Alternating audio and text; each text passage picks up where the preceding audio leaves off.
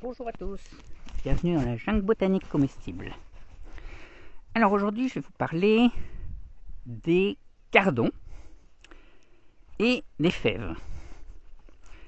Alors je parle des deux en même temps, pourquoi? Parce que ici, vers Carcassonne dans le sud, dans des lieux secs, avec des sols difficiles, tout ça, c'est compliqué de faire des légumes d'été par exemple, voire impossible, parce qu'il va y avoir trop de chaleur aussi, tout ça. Par contre, pour ce qui va être des légumes d'hiver, ça sera sympathique, puisqu'on va avoir la chaleur assez tôt, et il y aura assez d'eau en général en hiver et au printemps. Voilà. Donc les fèves, on peut les planter fin de l'année ou tout début d'année, et ça va commencer à pousser voilà, en décembre, janvier, février. Voilà, ça craint pas le gel jusqu'à -5 on va dire. Et il n'y aura vraiment pas besoin d'arroser ni rien. Donc c'est vraiment quelque chose de magique. Par contre, il faut en remettre tous les ans.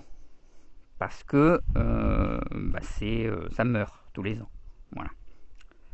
D'un autre côté, c'est un engrais vert. Ça va fixer l'azote atmosphérique. Et donc, c'est à la fois un légume producteur et quelque chose qui va enrichir le sol. Donc, vraiment, c'est très bien.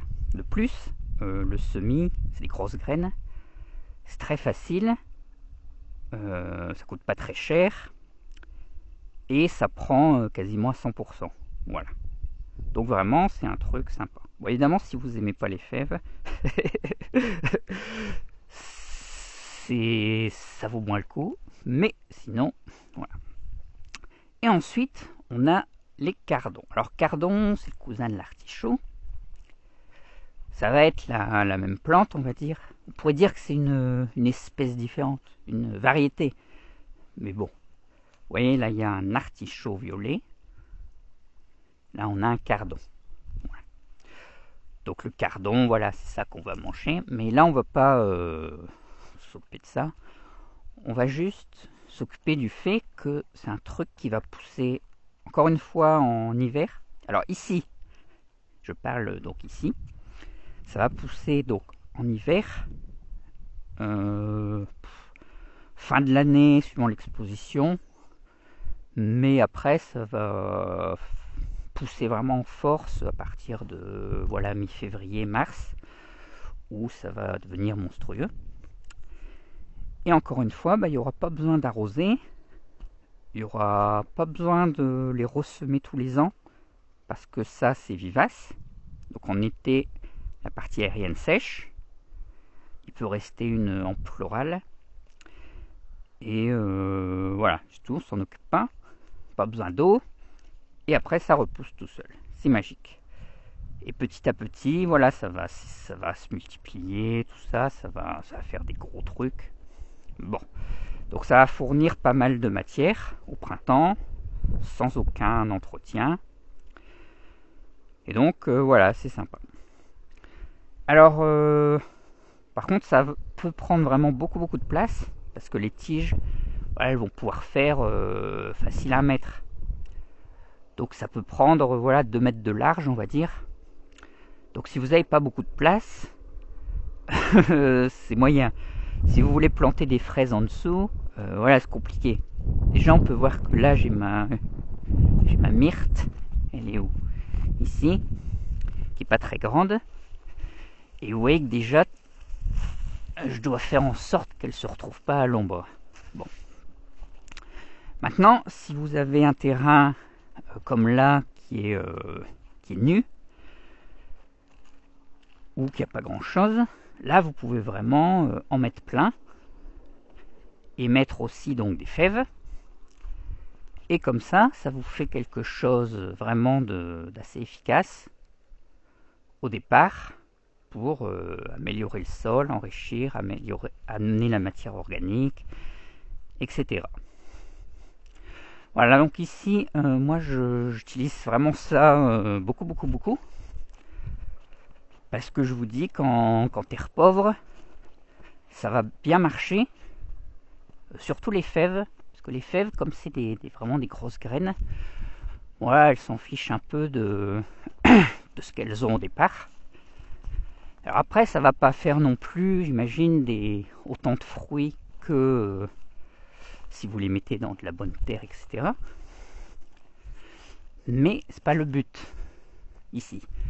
Le but, c'est vraiment qu'il y ait quelque chose dès l'hiver. Voilà. Donc là, on est sur mes petites rizières que j'ai fait récemment. Et donc voilà, la première année, même si la terre elle est vraiment horrible, ça pousse bien. Voilà, donc là c'est le paradis des fèves et des cardons. Vous voyez, il y en a partout.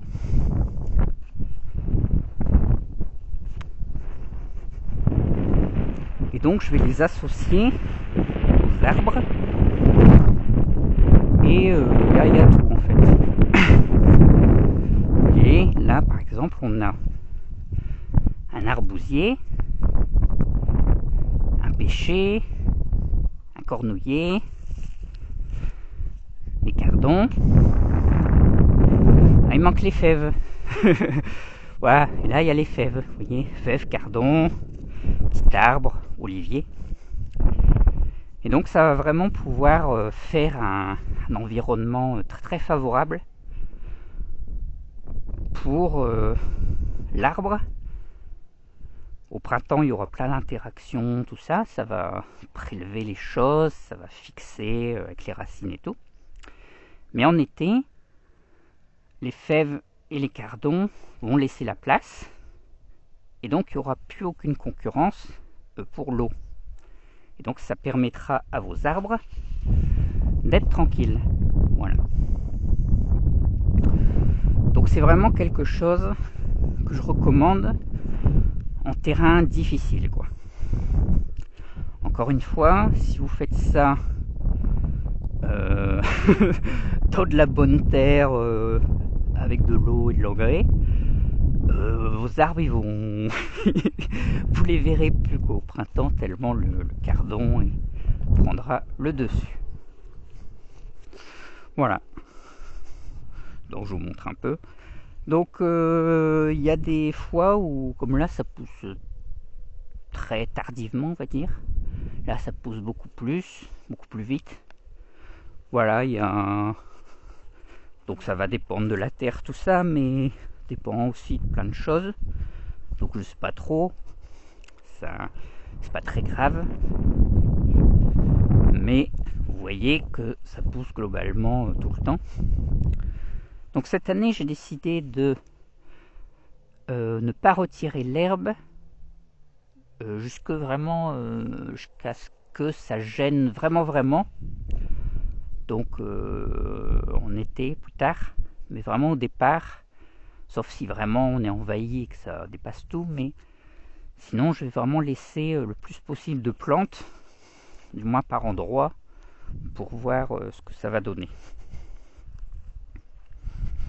Voilà, donc là il y a même des associations avec des genévriers ou avec de la vigne ou autre. Voilà. Alors petite remarque, c'est que donc je vous disais les cardons et les artichauts c'est quasiment pareil, sauf que le cardon il va quand même être beaucoup plus costaud, dans le sens qu'il doit moins demander d'engrais, de bonne matière, tout ça. Et donc, quand on utilise dans le but d'améliorer le sol, de produire de la matière, ce sera plus intéressant d'avoir des cardons que des artichauts. Voilà. De plus, le cardon, il va avoir tendance à se repiquer beaucoup plus facilement. Ses graines vont être plus fertiles. Voilà, il y aura plus de semis pour spontanés, tout ça. Donc ça vous permettra vraiment de coloniser beaucoup plus facilement un terrain qu'avec des artichauts.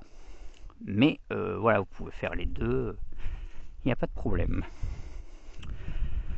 Voilà, et donc je rappelle que que les cardons, voilà, on pourra commencer à les manger vraiment janvier, février, en évitant quand même quand ils gèlent. Et les fèves, voilà, ça sera un peu plus tard, je sais plus trop quand, mais voilà, très tôt dans la saison, ça vous permettra d'avoir des choses. Allez, à bientôt dans la jungle.